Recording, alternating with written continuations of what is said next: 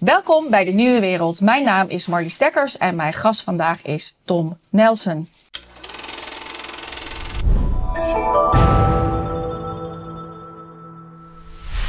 Welcome. We're going to do it in English because that's your language. That's my only language, yes. Yeah, thanks for having me on here. I'm really looking forward to this. Yeah, you are here because the premiere was yesterday evening, isn't it? Yes, there was a premiere here in the Netherlands, and it was really successful yesterday. Over 500 people were here to see this new movie, and it was a very fun evening. I'm looking forward to this whole rollout of the movie. Yeah, and the movie, we just had here Maurice de Hond, and he was also by the premiere, and he was also very enthusiastic. The movie is Climate, the movie, The Cold True. That's a challenge, isn't it? Yeah. So this is Martin Durkin wanted to do a remake kind of the Great Global Warming Swindle, which came out in 2007. And that one held up really well. He's a very good filmmaker, and he spent about a year making this one. And I think a lot of people are going to enjoy seeing it. I think it's going to change the climate debate, I think. Yeah, let's hope, because I think it's necessary that we get a little bit more diverse way of looking at it. You're the producer. Yes. And it's your money. It's private money. Yes. Yeah, it's private money. You find it that important?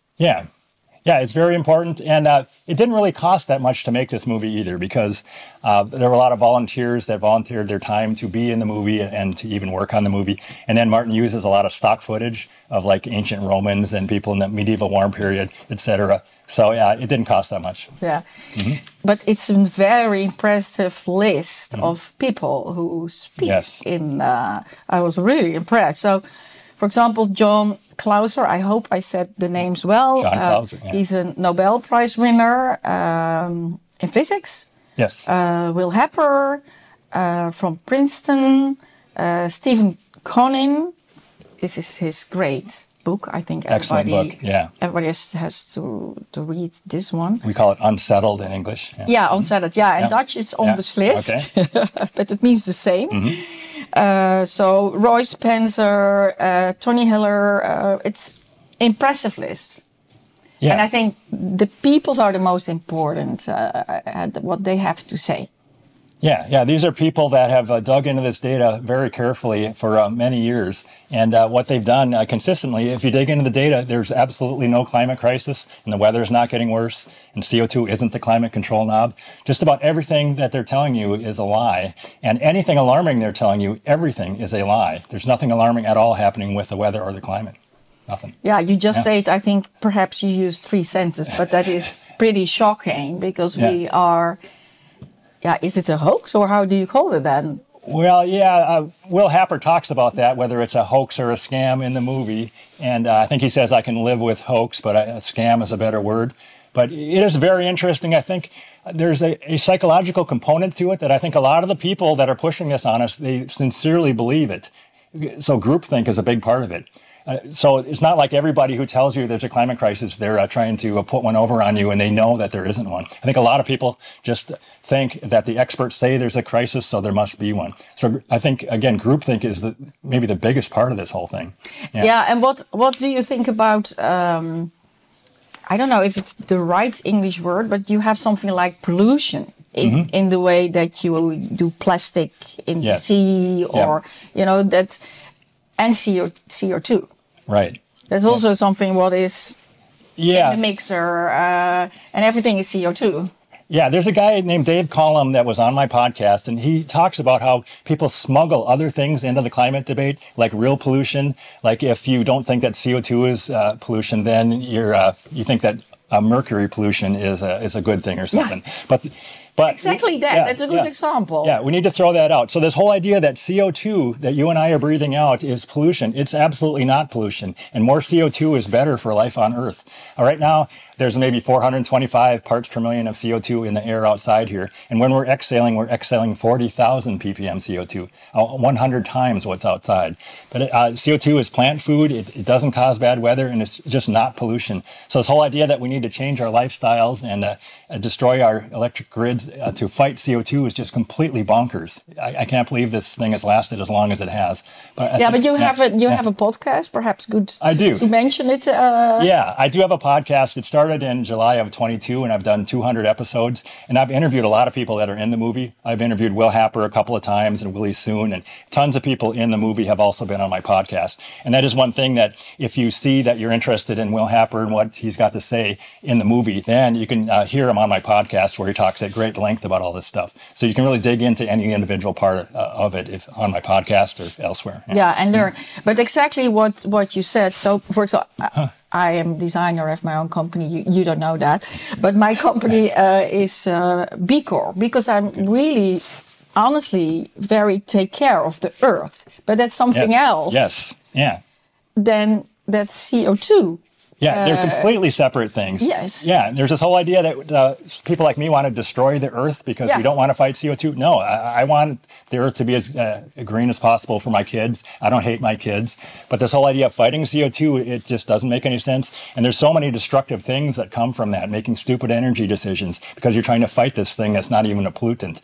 So I'm totally happy to fight real pollution and to do things that are friendly to wildlife. I'm all in favor of that. And all the people in the movie, they're in favor of making sure there's plenty of wildlife and all that. They're not evil people. We shouldn't demonize these people. Yeah. Exactly that. Yeah. And I'm on the same page. But that's also in the movie that you become almost scared to say that you're against CO2 because it looks like, or the frame is, that you then against wildlife, or that you against a healthy earth or beautiful blue water, what is not pollution, but that is something different. Absolutely. Yeah, that's a huge dynamic here that I'm finding. All sorts of people will tell me privately, I know that there's no problem with the weather, but I can't speak out at all because my family will be mad at me or I'm going to lose my job. I've had lots of people turn down an appearance on my podcast because they say, I can't come out and say this stuff because I might lose my employment or lose my funding. That's a huge, huge problem. And Will Happer says that in the movie, that now that he's older and he doesn't have to worry about losing his job, then he speaks out. And that's a huge reason why so many people in the movie are older, because they don't have anything to lose. Yeah, now they can speak out. But Happer says if I was 30, I mean, I wouldn't speak out as a younger person because there's so many penalties for speaking out.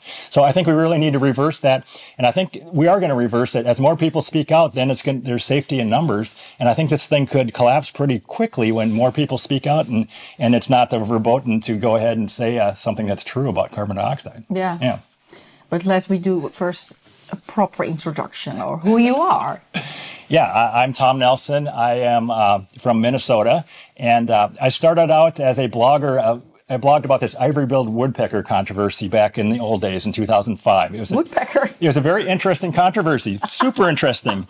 You didn't hear about it? Yeah. No, perhaps not everybody, so explain. Yeah, it was so interesting. So there was this rediscovery of this huge bird called an ivory-billed woodpecker. It was the Lord God bird in 2005.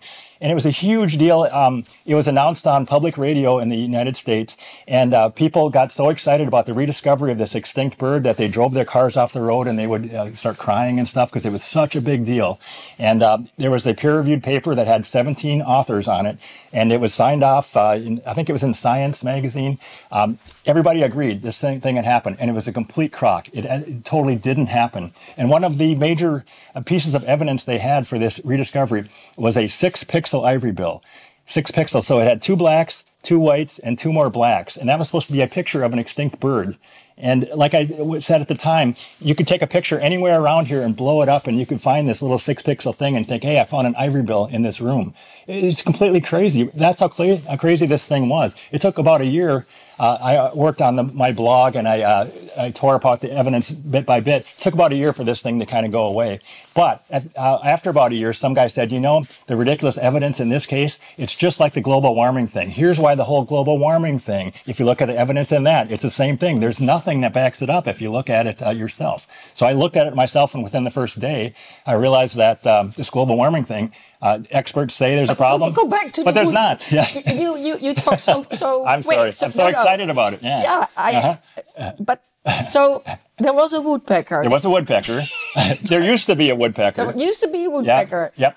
And then there was a kind of also a story, and everybody thought, okay, there's a woodpecker, and they go to search to it. But it was not true. Yeah. There was this woodpecker. It actually lived in the U.S. until maybe the 1930s, 1940s, and then it went extinct. And then for many years, a lot of people were out looking for it, hoping to find one more. Yeah, they were looking everywhere, and there were stories that they had found it, and they never did. But it was, they wrote articles about it. It was a big deal that you search for, it's like searching for Bigfoot or something. There's a lot like that. But it's a kind of so sweet and romantic. Yeah, I read about it. But now it's so ugly. You know, it's the same way of rethinking, or how do you say that? Or it's there were so many similarities between the two stories. A lot of similarities. So people, once they announced that they had rediscovered this bird, a lot of other people went into the same woods, and they believed that someone else had seen it. So these people would go in there and they'd see something fly by, and they would say, I saw it. A lot of people thought that they saw it, and it was the same groupthink type of thing. But we as human beings are, we can do group thinking. Absolutely. But this example is so sweet and romantic. Yeah, it is. Yeah, it's not sinister. Let's do it in the old days like this. Yeah, that was the good old days. That was the good old days. This is not the good old days. This is that we believe in Santa Claus and that kind of thing. Yeah, but now we do the same, but then on really big stuff with a lot of money and destroying things. Yeah, a huge amount of money at stake now, and a huge amount of negative effects for real working people. I think it's kind of a war on working people, because they want to restrict our lifestyles, and they want to not let us drive a internal combustion car, and stop us from flying to places we want to go. And we can't eat meat anymore, and we have to eat bugs, and the list goes on forever of how they can micromanage us. So there's a lot of evil actually going on here. Yeah, but Tom, I live in the Netherlands. You live in Minnesota, far away from each other. Yes, yeah. And we hear the same thing. So the whole list, what you said. Yeah. So that's also a little bit scary if you do it in one city, and there is a kind of dreamy way of thinking about the woodpeckers. Yes, yeah. But if it's so global that we all think that this is the truth. Yeah. It's a global thing, and it's being pushed down on top of us. And as I often say, any one of us, if we were to just go outside, we don't see any evidence of a climate crisis. It's just the same weather. It's not any better or worse than it was of 100 years ago or 1,000 years ago. And the only reason that people believe in it is they think the experts have proven that there's a climate crisis. It's pretty amazing. Yeah, but there are a lot of graphs in. So I had to smile a bit, so I thought, okay, you smash them back with graphs. Yes, yeah. Because they smash us with a lot of graphs. Yeah. But there are a lot of graphs in it, and for example, how many hurricanes are there the last 300 years, and all graphs go in the direction it's not really, there's not really something big going on. It's even more in the low period of everything. If you see the drought or the hurricanes or the weather changes, it's... Yeah, that's one thing I like about this debate, is that just an ordinary person, you can go down each individual rabbit hole or check each individual thing once at a time. You can pick out droughts. And as an ordinary person, you can look up data yourself and see, are the droughts getting worse? And they're not. If you look anywhere, they're not getting worse. It fluctuates up and down. And in a given area, you might have droughts for 10 years and then no drought for 20 or whatever. It fluctuates. But if you look at the data over the long term, there aren't any trends.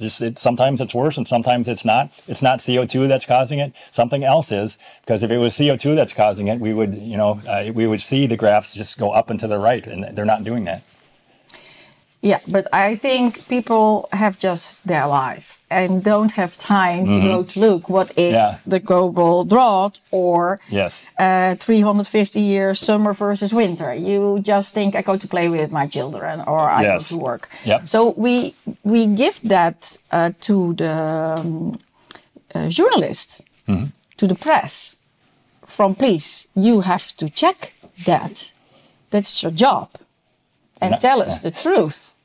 But they're not. I'm not seeing any evidence hardly in the mainstream of journalists actually checking it. It seems like they're kind of rubber stamping things that they're hearing. What is happening then there? You're so deep in the rabbit hole. So this is so important. Yeah. So why are mainstream also everywhere in the West don't do the same as you do in this movie? Yeah, I can't really get in people's heads for sure to figure out what's going on in their head. But I think a lot of journalists, mainstream journalists, they went into climate journalism because they already believed. I do think that's a big part of it. They were believers already, and then they're just not checking that belief. They think they're right. They're pretty sure they're right. And it's a lot of work to go check it themselves. I don't see hardly any of them checking anything alarming themselves. I hardly ever see them say, okay, this claim doesn't make any sense because look at this data. I spent 5 minutes looking up the data and it doesn't make any sense. I'm not seeing that. But I am seeing a number of other journalists, maybe a little less mainstream, that are doing that. One is Katie Spence from the Epoch Times. She's doing a fabulous job. She's contacting scientists and looking at the data, and she's putting up graphs and stuff. And she's just one example. So there are journalists that are doing real journalism still. And I think there's more of them now than there were 5 years ago.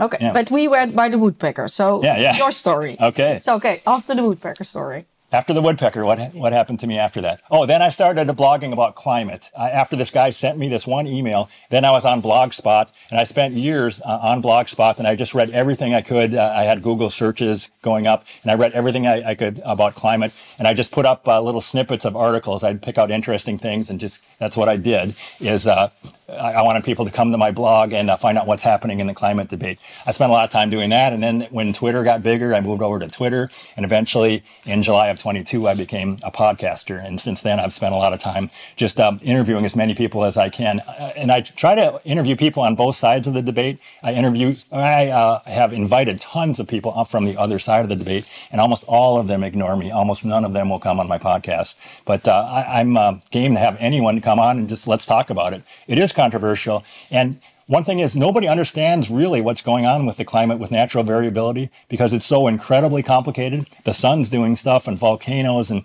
it's not like we know what's going to happen next. We don't, because it's complicated. No, let's talk about, that was also a very interesting part, the sun part. Because in the movie you explain very well, or you both, or who work on the movie, all the graphs. And if you look to 30 years, that's different if you look to 350 years, and it's different if you look to 3 million years. But then all pointed to us, human being. We are the one who are doing all the bad stuff. But then you bring in the sun. Right, yeah. Perhaps the sun also have his own will.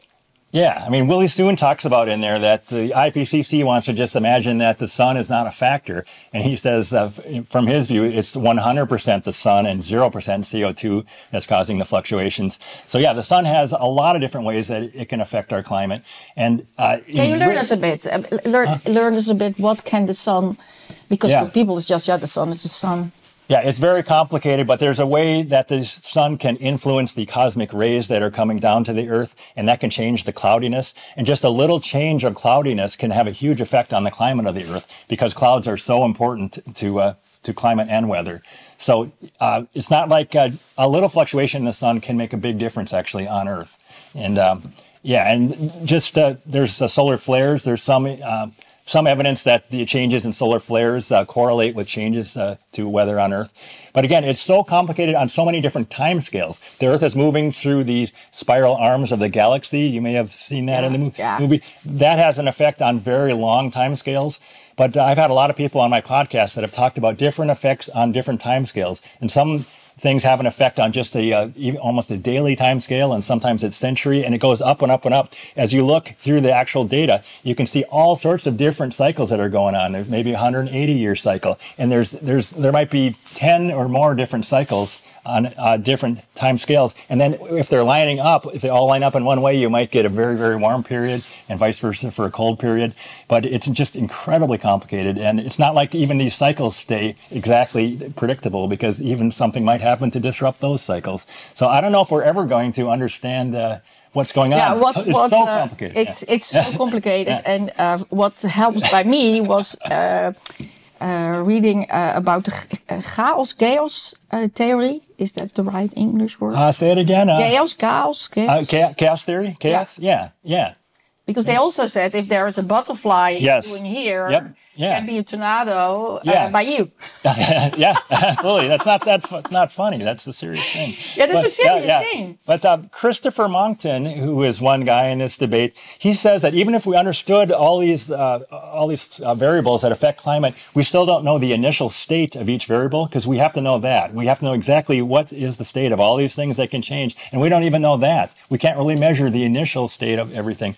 So sometimes I say it's hard, even on a roulette wheel, if you put the ball in there and you try to model it, and where's it going to land? Even that little problem there is really hard to model and figure out where it's going to land. And then the Earth's climate and what's going on with all the planets and volcanoes and ocean currents is so many orders of magnitude more complicated than that. That the whole idea of trying to write a Fortran program that's going to figure this out and give you the right answer, it's not going to happen. Yeah. In the Netherlands, it's a kind of part of the culture. Yeah. The weatherman. Oh.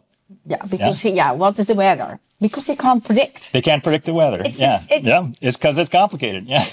I think it's the same by you.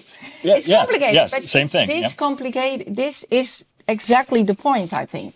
Yeah, it is that the point. We think as human beings that, okay, it's so complicated, and all the minors make major influence. Yeah. And we don't like that, because we always say, take out the minors, because then we know how to predict things. Yeah. But in this complicated thing like CO2, you have to take all the minors. Yeah, but this whole idea that this one little factor out of all these factors, this one little one that we're going to change everything, it's the most important thing ever, is completely crazy. I think there was a guy named Tim Ball, who was a great climate skeptic in the past, that he's passed away now. He was saying like the importance of CO2 to the climate might be just like the tightness of one lug nut, a little change in the tightness on the wheel of your car. It's a little tiny thing. It's not like the wheel's going to fall off or anything. It's just a little thing on the side. It's a little factor, but not that much. Yeah.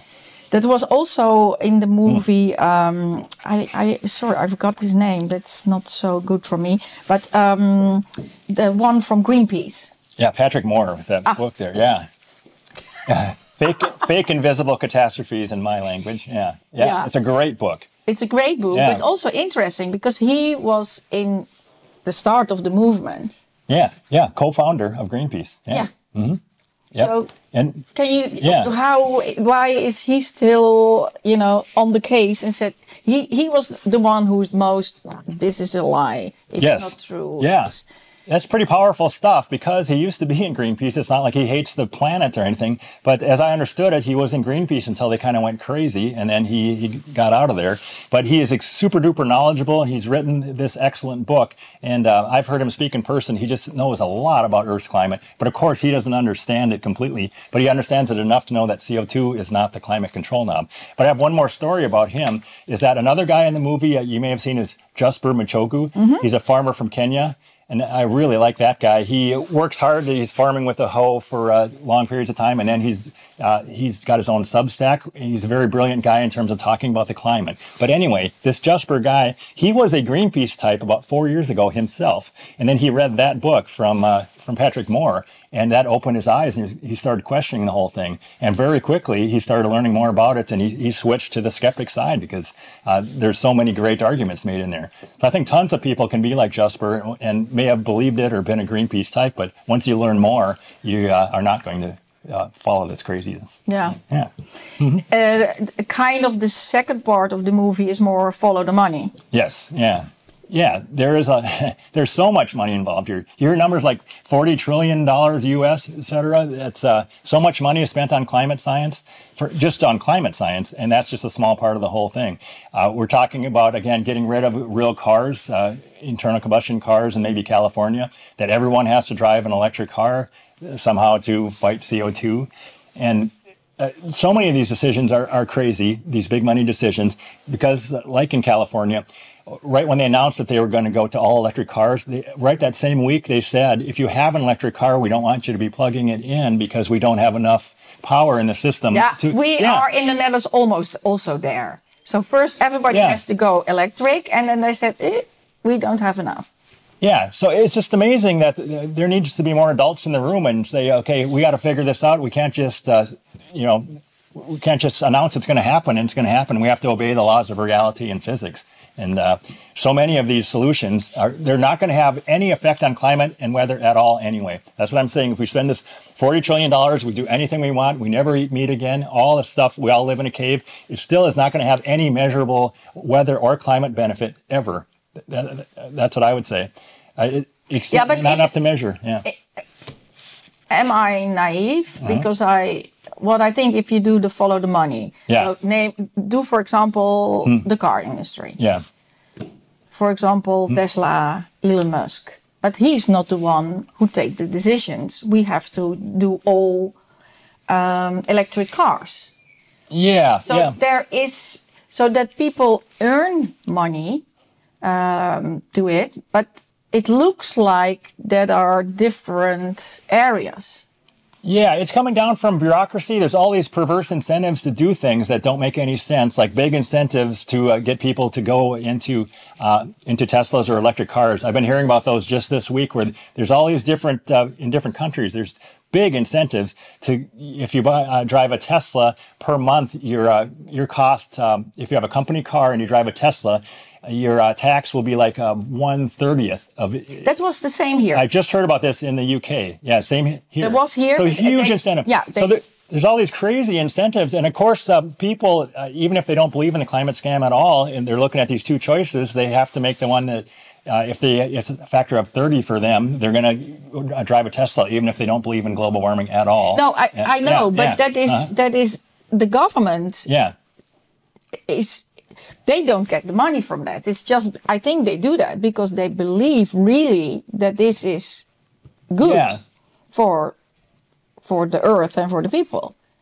Yeah. Or not. I think they really believe it. I think they really believe it. I don't know how it got in their head, or I don't know exactly how policy is formed, or who exactly decides all these incentives. Somehow, I agree. I think most of the bureaucrats have not dug into this at all. So they've just said, okay, we need to do the best thing for our grandchildren. I guess it's more of a groupthink thing again, that the best thing for our grandchildren is these huge incentives, because if we let people drive gas-powered cars, that's it. Civilization is going to end. So I don't know how we can fix this, but I think just if more and more voters become even a little more fluent on this stuff, I think that can help a ton. Once people realize, once the politicians realize the voters are not going to stand for this, then it's going to crumble. How far is that in the U.S.?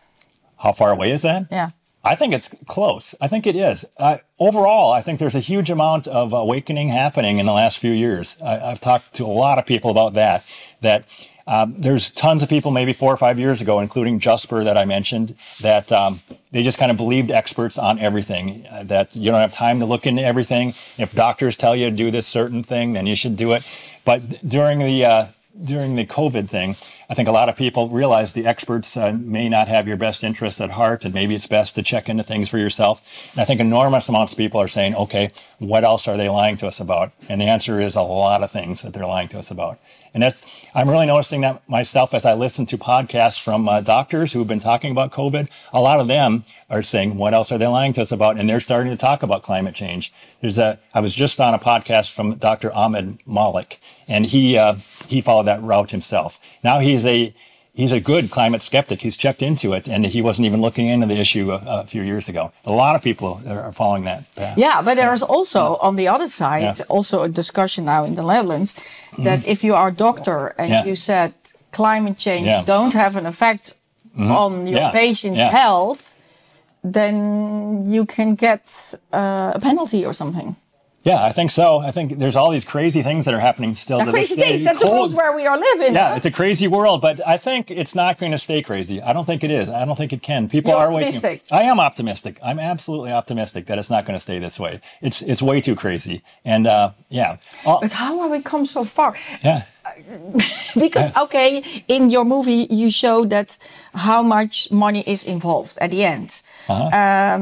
Also, if you are on the university, if you do a study about, and you have climate in it, change towards climate change, then you get money. Yeah.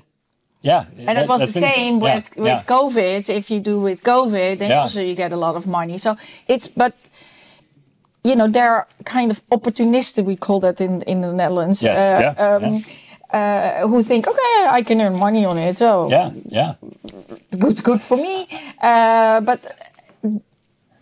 the government, they make all the decisions. They do, From this is good, this is wrong, and then all the money flows to that side. Yeah, but I think all of these hysterias in history have eventually crumbled. Like, I was just thinking about the tulip hysteria here that happened in the old days. That got crazy. For the younger people, please explain. Well you know it way better than I do. But there was this hysteria where for some reason everybody kept buying tulip bulbs. And there was this bubble in tulip bulbs. I believe you could sell one tulip bulb for an enormous amount. What would be like a couple of oxen and a cart or whatever, or more than that. It just got completely crazy that one tulip bulb was that valuable. But then the whole thing popped and sanity came back, and it's not like that thing lasted for 500 years. It lasted for a while and then it went away. There was a thing that people talk about in the climate debate where during the Little Ice Age, it was really cold and the crops were failing, and there was hysteria there about what are we going to do? What caused these crops to fail? They said, oh, it's witches. That even the elite people back then, even college-educated people, thought it was witches that caused bad weather. So they killed a lot of people. Some people say they killed 50,000 people back then over the course of time to prevent bad weather and make the crops get better. And it worked. The bad weather went away and the crops got better. But of course, it was just a complete crock. The witches, there weren't any witches and they had nothing to do with the weather. But I'm just saying that there's a lot of hysteria. They come and go. This is hysteria we're having now. This one's going to go too. And why not now? I think it is going to go. I think it's going to crumble.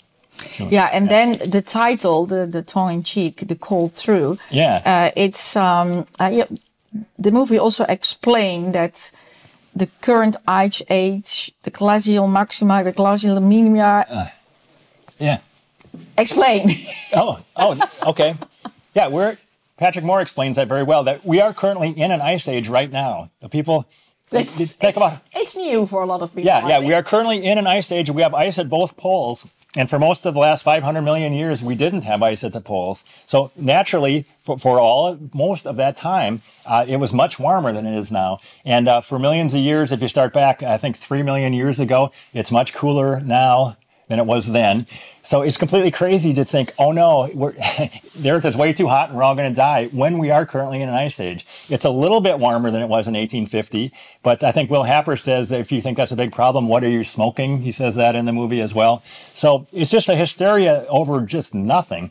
And another major point is that humans do way better in warm weather than in cold weather. And life on Earth does better in warm periods than in cold periods. That's why they've called these climate optimums when it's warmer. We should enjoy this optimum while it lasts, because every single other fluctuation in the past, it's gone warmer, colder, warmer, colder.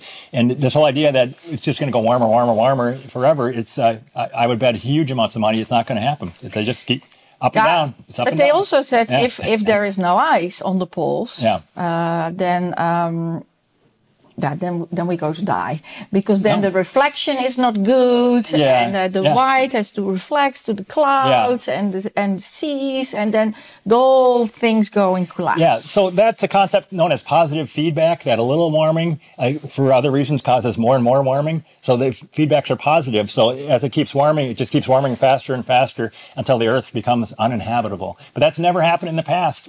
The Earth has been around for over 4 billion years. It's never just continued straight up. There's enough stability in the climate, so it goes up for a while and it goes down for a while. It never just gets so hot that life on Earth perishes. It's never happened yet. It's not going to happen. Yeah. And another thing they talk about is that if you look at the history of CO2 on the planet, for most of the last 500 million years, there's just been way more CO2 in the air than now. But then it was very green. It was very green. The animals were doing great. Yeah, and then there was a lot of CO2. Yeah, yeah. So, and we're panicking because there's too much CO2. But if you look at the graph, we're at a very near a low point of CO2. And if it goes down to maybe 180 parts per million, that is when life on Earth is in serious trouble. And right now, again, we're at maybe 425 or something. But in the past, when there was a lot of life around, it was thousands of CO2. It was just might be a factor of 10 more than we have now. And as Will Happer says in the movie, we could burn all the hydrocarbon fuel that we can find, and we still can't get it up to 4,000 parts per million. There's not enough around to even do that.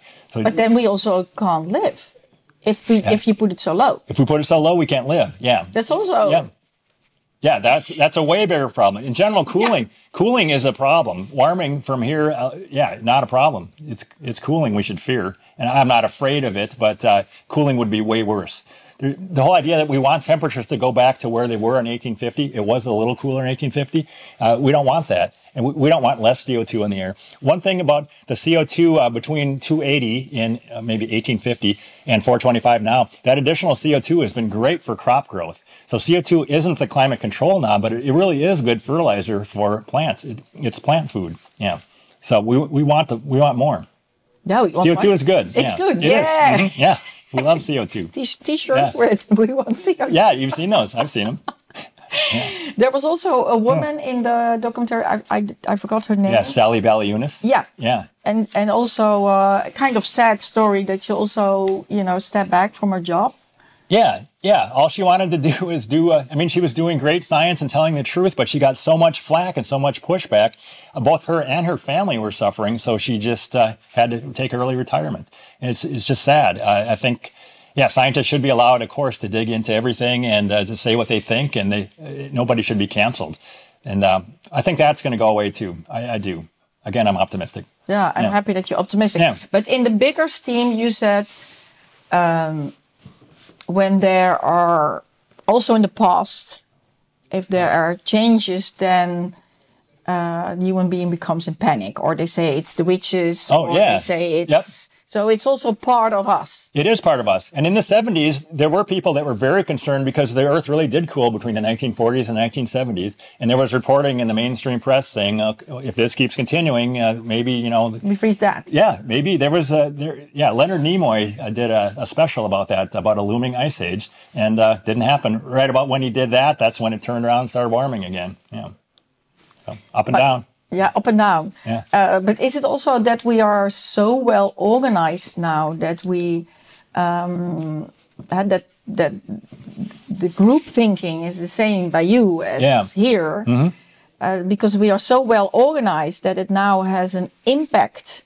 So all the money goes that direction, all the push is going that direction. That it is a kind of perhaps bigger than in the past because we are so well organized. That's a great point that I haven't thought about that much. But that's a great point that it is a global thing. You're hearing the same people saying the same thing around the whole world. And I think a lot of these hysterias that I was talking about maybe hundreds of years ago, they were localized. And like the tulip hysteria, I don't know if anybody cared on the other side of the world about that as much back then. But if it happened again, then they would care. Yeah, that's a great point.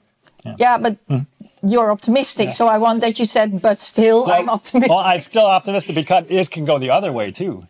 A movie like this, or as we start talking about it, as more and more people start talking about it, it can go the other way, and globally, people can give up on this scam.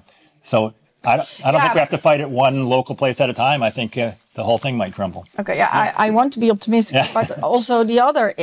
We, okay, just to talk about myself.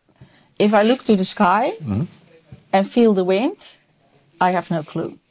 And in the past, there were a lot of people, if they just look to the sun, the clouds, especially farmers, the wind, they have skills in their body. I'm from a farm, and my dad's like that still to this day. Yeah, and the smell or... They have that keen eye to understand in the depth nature and tomorrow it's going to rain or it's or the sun will shine and because we are so industrial environment or in the city environment, we have no skills. So they can't tell us everything. Yeah, that's we are hopeless. Yeah, that's a great point too. But if there is a climate crisis, even ordinary people should notice it, right? If you go out there and you don't notice any climate crisis, maybe there isn't one, right? But if it's in the newspaper, then there must be one. But I guess Patrick Moore talks about that again in his book, Fake Invisible Catastrophes, because as you go out, you can see there's no climate crisis where you are. But then they have to say, oh, you can't see it from where you are. But if you go to the Great Barrier Reef on the other side of the earth, that's where it is. But your farmer dad, he said, I don't believe you because I have the skills. But because we are so vulnerable for scams.